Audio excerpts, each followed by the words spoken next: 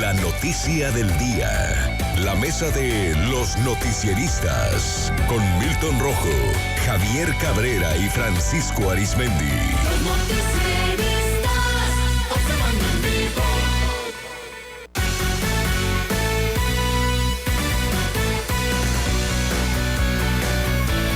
Ya en la mesa de los noticieristas saludo a Francisco Arizmendi. Francisco, muy buenos días. Muy buenos días, Sinaloa. A Javier Cabrera. Javier, ¿cómo estás? Muy buenos días. Muy buenos días al auditorio. A Milton Rojo. Milton, ¿cómo estamos? Buenos días. Muy buenos días. Buenos días, gracias por acompañarnos. Bueno, pues hoy estábamos analizando aquí varios temas.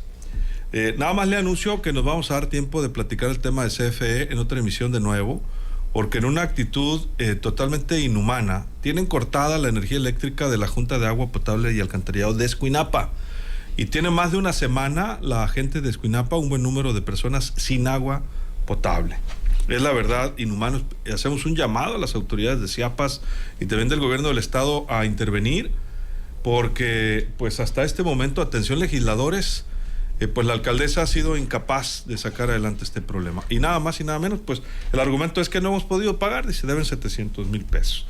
Y los tienen sin agua a los escuinapenses. En fin. Pero bueno, ahorita vamos a hablar de política, por la tarde vamos a hablar de ese tema que ya le anunciaba. Sin la presencia de los dirigentes de sus partidos, aspirantes Javier, Milton, Francisco del PRI, PAN y PRD, a la presidencia de la República, acudieron al foro Unidad y Gobiernos de Coalición, al que convocó la organización Unidos, y con ello se dio el virtual banderazo de salida de la oposición por la carrera presidencial al año que viene. El evento, que concluye el día de hoy, sirve como pasarela para los diversos presidenciables, desde priistas del viejo cuño como Beatriz Paredes, Enrique de la Madrid y Claudia Ruiz Massieu, hasta panistas de larga afiliación como Santiago Krill, igual que neopolíticos como Lili Telles y empresarios como Gustavo de Hoyos Walter, coincidieron en el llamado a la unidad de la oposición y en la necesidad de abrir espacios a la sociedad civil. Líderes de este movimiento dejaron en claro que para aspirar a ganar las elecciones del próximo año, no será suficiente la alianza entre partidos políticos contrarios a la Cuarta Transformación. Es indispensable la inclusión de ciudadanos y la conformación de un gobierno de coalición. Y aunque el motivo principal fue convocar a una amplia alianza de la sociedad, entre los invitados hubo escasos ciudadanos de a pie y no se sintió esa efervescencia. En fin, hubo ahí guerra hasta de porras entre algunos de los presentes, pero llamó la atención también que tuvo la intervención el ministro en retiro, José Ramón Cosío, y el ministro de la Corte en retiro, que aunque no aspira a ningún cargo de elección, acudió con la finalidad de plantear recomendaciones sobre los caminos legales y constitucionales sobre este movimiento opositor. Pues así las cosas, Francisco, entre las corcholatas opositoras en nuestro país. Mira, sin tener la información a la mano, anoche prácticamente nos dieron casi las 12 de la noche ahí en la senaduría Pepetos, riquísima por cierto en la colonia Guadalupe. Y pues como hay amistad con los propietarios, hasta que nos dijeron van a ser las 12, o sea, píquenle. Y estábamos hablando de este tema, de que dentro de la partidocracia no hay una oferta que le pueda prácticamente hacer sombra a Morena en la sucesión presidencial, salvo que hay una división muy fuerte al interior de Morena, en el entorno del presidente Andrés Manuel López Obrador. Si uno de los perjudicados con lo que el dedito mande, pues se revela. Y yo le decía que no bastaría que no fuera Marcelo para crear un problema grave al interior del grupo de Morena. Tendría que haber una combinación, le dije, donde fuera Marcelo en contra, Ricardo Monreal en contra, para empezar. Y quién sabe. Y análisis iban. Y ahora en la mañana temprano, cuando abro el diario digital de Reforma, voy viendo la pasarela. Y bueno, me dice Milton que en la columna de Reforma de Templo Mayor, pues dicen que ya puede abrir una botella de champán el presidente Andrés Manuel López Obrador, porque con esa oferta de la llamada oposición, verdaderamente yo coincido. Yo creo que no nomás va a abrir una botella, va a abrir un cartón o los que él quiera, porque independientemente de todo, no se ve ahí alguien que pueda arrastrar multitudes o generar algo de fondo que motive a salir y votar por ellos, como oferta política, ¿no? Creo que la oposición se sigue armando en México, no en los partidos políticos, está en cada uno de los ciudadanos que se siente que no le cumplieron, que le fallaron, pero en la contraparte están todos los beneficiados hoy por hoy de los programas sociales, que cuando arrancan las campañas les dicen, ya saben quiénes, si no votan por Morena, les van a quitar los apoyos, aun cuando el presidente en las mañaneras ha dicho, y es cierto, que llegue quien llegue a la presidencia de México, sea del color que sea, los programas sociales ya tienen rango constitucional y por lo tanto no únicamente no los van a quitar, sino al contrario, parece que por ley se les tiene que ir incrementando al paso del tiempo el monto. Javier, ¿tu punto de vista? Mira, sí, independientemente si estos actores en estos momentos, como los vemos, quienes han estado alzando la mano para participar, no se ve que motiven a multitudes, algo tiene que hacer la oposición, porque se ha mostrado muy tranquila, muy pasiva, pero es entendible por los problemas internos que trae cada uno de los partidos políticos. Esto es lo que se ve bastante complicado, que los partidos políticos que están formando esta alianza o esta coalición no se logran poner de acuerdo adentro. Mucho más difícil va a ser quién va a ser el posible aspirante a la presidencia de la República que los va a representar. Bueno, qué bueno que estos actores han levantado la mano y han dicho, nosotros deseamos. Algunos de ellos han estado ya en Sinaloa haciendo labor de proselitismo, tanto del PRI como del Partido Acción Nacional, y bueno, pues ellos sí tratan de motivar a la ciudadanía. Pero ahorita lo que vemos es que no hay ninguna motivación hacia la ciudadanía. Prácticamente la conversación política la tiene Andrés Manuel López Obrador, más que Moreno. Andrés Manuel López Obrador es el que lleva la agenda y va diciendo que se va a hacer y que no se va a hacer.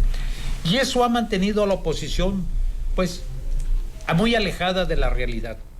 Lo que se espera, y eso se ve bastante complicado, es que haya una motivación que le permita a los electores salir el día de las elecciones a emitir su voto en contra de los candidatos de Morena, lo cual se ve bastante complicado porque pues algunos, si no están de acuerdo con Morena, pues yo creo que lo más posible es que no vayan a las urnas, y esto pues va a beneficiar sin duda a los candidatos del Movimiento de Regeneración Nacional. No se ve ninguna figura hasta estos momentos dentro de los partidos políticos, pero tampoco de miembros de la sociedad civil, alguno que tenga un arrastre y que motive en verdad a los ciudadanos y les dé explicaciones y le dé sus versiones de cuál es lo que se debe cambiar en este país. No con un intento de una confrontación, sino hacer diferencias entre lo que propone y lo que está actualmente y lo que se desea dentro de Morena que continúe, lo cual yo lo veo bastante difícil porque ya los tiempos prácticamente están acotados. Morena lleva una gran ventaja como partido político y quien resulte postulado, pues las posibilidades de triunfar, por lo menos a la presidencia de la República, son muy altas. Milton, ¿tu punto de vista? Sí, cito tal cual el párrafo de Templo Mayor hoy. Si la pasarela presidencial de Unidas Unidos es la oferta de la oposición para elección de 2024, en Morena y en Palacio Nacional deben de estar abriendo la champaña para festejar. ¿Por qué? Porque vimos el foro donde concentra, un foro supuestamente ciudadano, donde concentra a casi puros actores políticos de PAN, PRI, PRD y algunos legisladores, que de Morena se pasaron al PAN, como Lili Telles. ¿Quiénes son? Demetrio Sodi, Enrique Cordero, de la Madrid, Santiago Krill, que fue la Claudia Sheinbaum de Fox y no llegó, Gustavo de Hoyos, empresario, Lili Telles, Claudia Rismasiu, Beatriz Paredes, Silvano Aureoles, el del banquito, Miguel Mancera y Romero Hicks, exgobernador. Entonces, son caras que no han sabido construir una narrativa, un discurso y sobre todo algo que impacte a la gente y que diga, ah, caray, y que los vean con mucha seriedad. Hoy en El País viene una entrevista con Germán Martínez, un senador. Ha trabajado con dos expresidentes, los dos antagónicos, Felipe Calderón y Andrés Manuel López Obrador, y a los dos les ha puesto límites y se ha abierto esos proyectos. Entonces, él dice, o sea, es que en la oposición se tiene que construir una narrativa, un equipo, algo que la gente convenza para ir en contra de eso que decías tú, Javier, ese discurso monopólico que hay por parte del presidente, donde el señor de las mañaneras todo el día está, dale que dale, con un discurso político prácticamente monopolizado y fijando la agenda política, cosa que le sirvió mucho desde que era jefe de gobierno. Recordemos cómo ponía contra la pared a Fox, porque a las 5 de la mañana daba el posicionamiento, y a las 5 de la mañana pues Fox estaba bien dormido. Estaba pues, con la pijama. Estaba con la pijama, mi papá, pues. Entonces, ya le había puesto la agenda a López Obrador. Con las toallonas aquellas. Baratitas. No, Marta, ¿dónde andas, Marta? Deja tú las toallitas, los viajes de mi general Chencho, de mi general secretario, o sea, ve el escándalo que hay ahorita. Viajes de terciopelo. De terciopelo. No, pues en aviones de la Fuerza Aérea, en aviones del Ejército, tanto él como el séquito, y esposa, hijo, el hijo, y amigos ahí del voluntariado de la Sedena. Pues, ¿será cierto eso? Ahí está, ¿no? La investigación, pero pues me acordé yo. Carlos Marín puede ser una volada. Sí, puede ser una volada, pero no sé por qué yo. De volar en avión, digo yo. Pues. Sí, pero no en volar, sino en otras. Y me acordé, no sé por qué, de aquel general Arturo Durazo, ¿no? Que le quitaron, que lo hizo general el presidente. Alias el general Arturo Durazo Moreno. El negro Durazo, y luego le volvieron a quitar el cargo. Pero bueno, esa es otra cosa. Con esta oposición no hay narrativa, no hay cómo disputarle el poder a López Obrador, porque lo hemos dicho en esta mesa, López Obrador va a estar, no en la boleta, en el proceso electoral, y va a construir todo el andamiento, ya lo tiene construido, pero la narrativa la va a llevar él, y la voz cantante en las campañas la va a llevar él, por mucho que el candidato sea, o candidata, sea quien sea, él va a tener la voz cantante, y no creo yo, pero pudiera darse el caso que se hiciera una mini corriente crítica al interior de Morena, lo que tú decías, Pancho, o sea, que se abra Monreal, Ebrard y tal vez una parte también de Morena, pero no creo por el control tan férreo que tiene el presidente actualmente, pero sobre todo el control que tiene sobre el monopolio legal de la violencia. Y eso en una renovación de poder te da mucho margen de maniobra, porque nadie se te va a salir del huacal por el miedo que ejerce eso. Entonces, ahorita estamos viendo cómo el ejército, la Guardia Nacional, como que no la pasan, parece que no la van a pasar siempre a Sedena. Hay ciertos rasgos en que la oposición pues está dando la pelea dentro y fuera de las instituciones, pero yo no veo que con esto que se está viendo le disputen el poder al presidente, porque hay mucho control, a pesar de que se le saliera gente. Pero si veíamos un Marcelo en Movimiento Ciudadano, ahí pudiera cambiar un poco la situación. Si saliera alguno de los morenistas. Si se saliera alguno de los morenistas. Cosa que es muy compleja, ¿no? Muy compleja, muy difícil. Muy difícil. Pero en política, pues nada es descartable, así como retomó su momento Andrés Manuel López Obrador, y en 2012 yo me acuerdo cuando se fundó Morena, pues mucha gente decía, pero hombre, ¿por qué se sale del PRD? ¿Por qué deja a la izquierda lo que ya existe? ¿Por qué empieza de cero? Y ven lo que se convirtió Morena, en qué se convirtió la tercera oportunidad de Andrés Manuel López Obrador. Pero realmente no sabemos, aunque cada vez falta menos, ¿no? Para el 2024, cómo va a ser la circunstancia. Pero si decimos como de las encuestas, Francisco, pues si ahorita fuera la elección, seguramente ninguna de estas corcholatas pues tendría la posibilidad, ¿no?, de disputarle al presidente. Habrá que ver de aquí al 24 si cambia justamente la circunstancia. Conclusiones. Cuando termina la elección del 2012, que gana Peña Nieto y pierde José Andrés Manuel, ya para entonces el PRD era prácticamente la corriente de AMLO. Pero ¿qué hace AMLO? Dice, bueno, así no voy a llegar nunca a la presidencia, porque él sentía que los chuchos siempre lo habían vendido. Desde el 2006. Se te afigura, Pancho. Vaya, también. Entonces, ¿qué hace él? Dice, bueno, me la voy a jugar y voy a armar un movimiento. Y le pone Morena. Le pone Morena en una situación emblemática de vincular el término Morena. ¿Quién es la Morena en México? La Virgen de Guadalupe. Un país infinitamente guadalupano. Y empieza a trabajar con estrategias.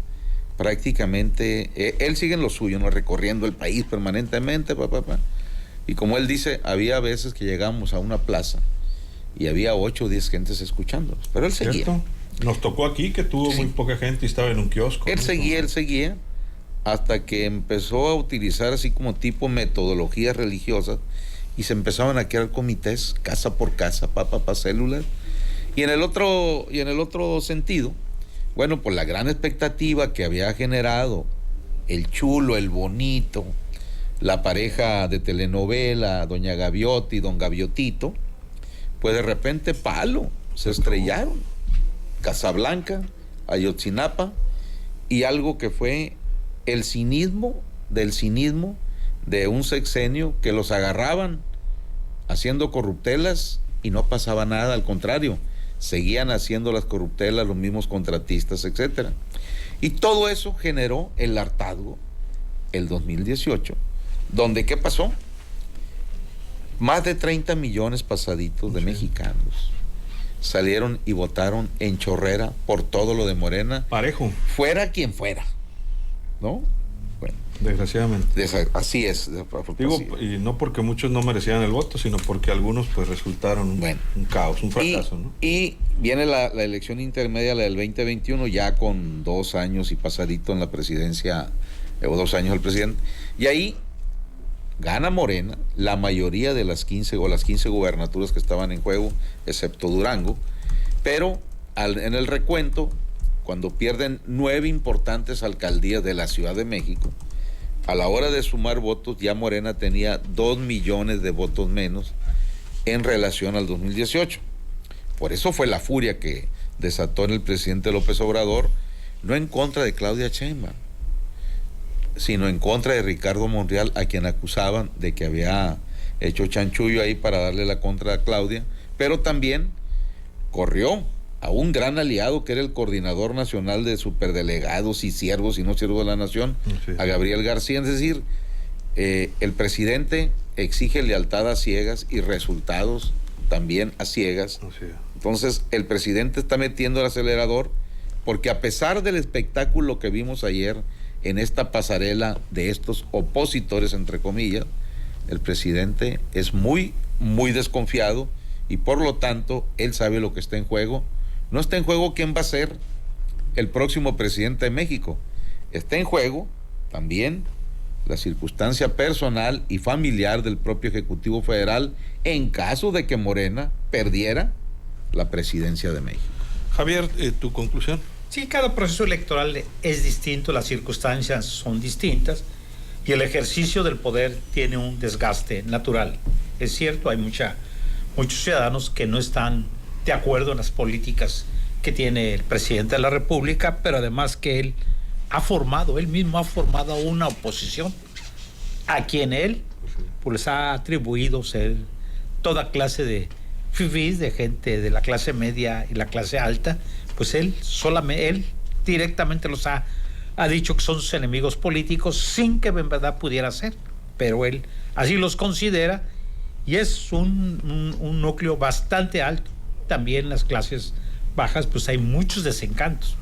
El problema de la economía, que cada día está más cruel con los costos de la vida, y sobre todo el tema de la seguridad pública, son 2 asuntos que se ve difícilmente que los vaya a resolver.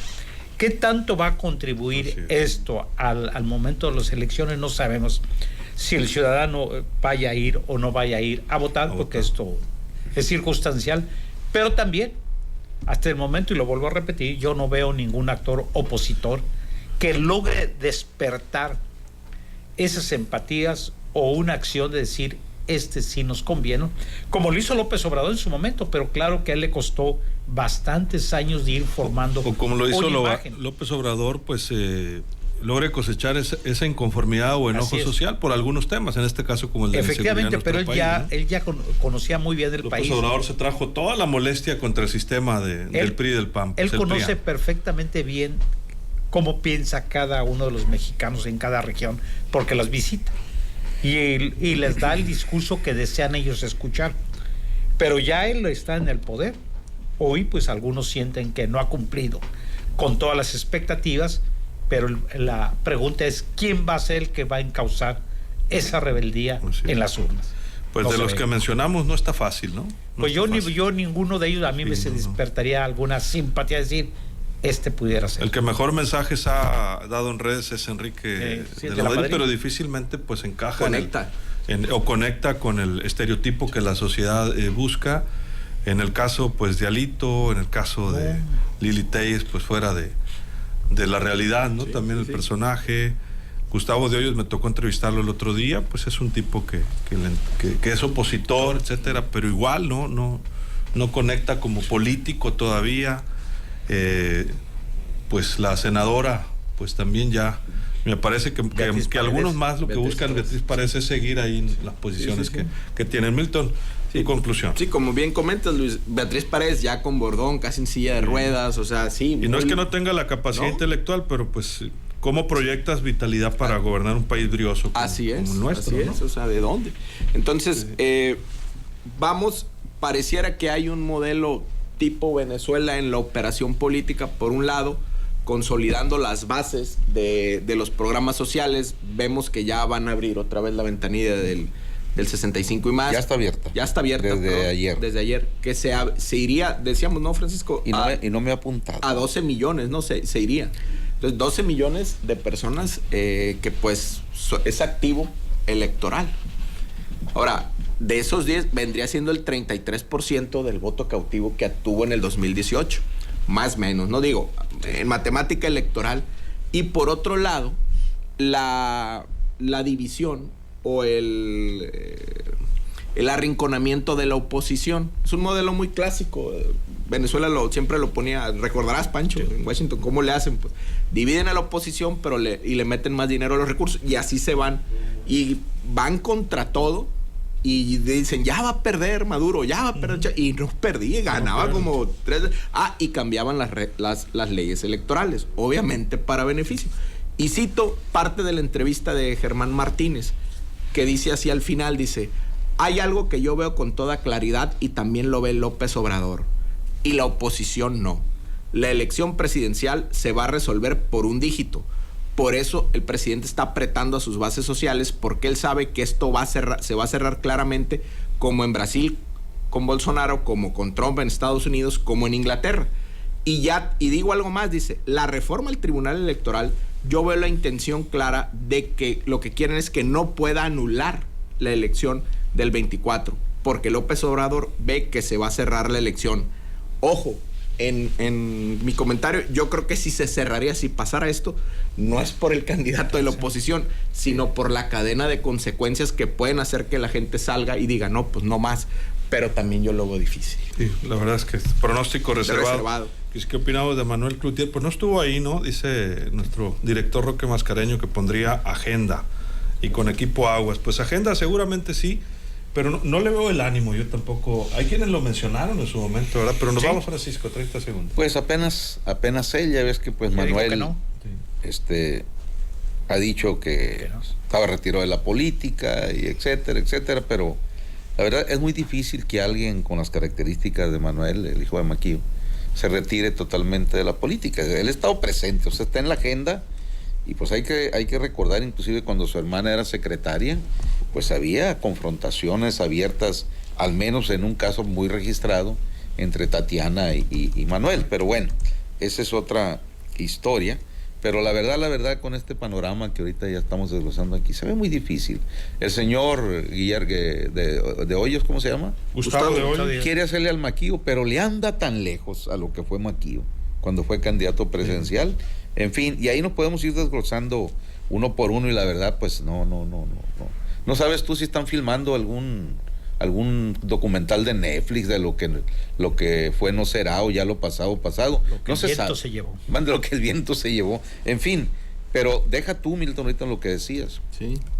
Recuerda que en comparación con la elección presidencial del 2018, si bien es cierto que fue prácticamente una abierta alianza de Peña Nieto con AMLO cuando se pelea con Ricardo Anaya, ahora tienen la presidencia de la República. Ey. ¿Y tienen cuántos gobernadores? 21, 22. Bueno, y al ejército Bueno, en un puño, ¿no? entonces, ¿cómo le vas a ganar a Morena? Tendría que ocurrir una hecatombe. Y yo no es que no crean en Germán Martínez de ese dígito, pero la verdad la veo todavía muy lejos con esta oferta, con estas respetables personalidades que ayer empezaron a desfilar. Muchas gracias, Francisco. Buenos días, Sinaloa, y va un fuerte abrazo hoy en su cumpleaños número 62, todo un chaval, a José Luis Mesa, el Chevis, allá en Mazatlán, donde es muy, pero muy popular, y obviamente lo manda a felicitar su gran amigo eterno, Armando Menchaca Mendoza, titular del Canastión News. Muy bien. Saludos, Armando. Gracias. Pero tú me festejas, Luis Alberto. Sí. Un abrazo. Un abrazo. 30 segundos, Javier, nos vamos. En el caso de Manuel Cloutier hay que recordar que cuando pierde la elección al Senado como candidato ciudadano, pues él dijo textualmente que entendió muy bien el mensaje de los electores, que no lo quieren. Así es. Muchas gracias. Buenos días al auditorio. Javier. Milton. Sí, yo igual veo difícil ese pronóstico, pero al final del día, algunas secuencias de cosas que pueden pasar pueden hacer que se cierre la elección, pero se antoja difícil. Gracias, Milton. Salvador Pinto dice, yo difiero, dice, va a ser una elección muy competitiva, la gente está muy molesta por cómo ha gobernado el país López Obrador, se ha equivocado mucho, habrá una elección, dice, con una participación por encima del 65% y aparecerán en el escenario nuevas caras, pueden salir algunos buenos ciudadanos. Ojalá, Salvador, seguiremos sobre esa agenda. Por eso lo comentábamos, pero ahorita, en este momento, así se ven las cosas. ¿Qué va a pasar de aquí el 24? Pues esperemos, por supuesto, estar presentes para narrarlo, momento a momento. Si nos despedimos, se queda bien acompañado. ¿En qué vibra? El show del Mariconcho. Soy Luis Alberto Díaz. Que la pase de lo mejor.